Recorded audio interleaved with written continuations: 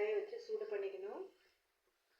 அதுக்கப்புறம் துருவிய தேங்காய் வந்து இதில் போட்டு நல்லா வதக்கி எடுத்துக்கணும்.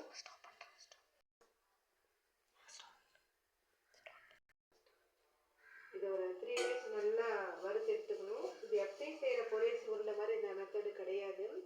இது வந்து நம்ம எவ்வளோ நாள் வேணாலும் வச்சுக்கலாம். பெரியவங்கலேருந்து சின்னவங்க வரைக்கும் எல்லாருமே சாப்பிட்லாம். உடம்புக்கு வந்து ஒரு ஹெல்த்தியான ஒரு ஸ்நாக்ஸும் கூட. இது சத்தான தேங்காயை நல்லா வறுத்தாச்சு. இப்போ வந்து அரிசியை வந்து மிக்ஸி ஜாரில் போட்டு நல்லா பவுட்ரு பண்ணிக்கணும்.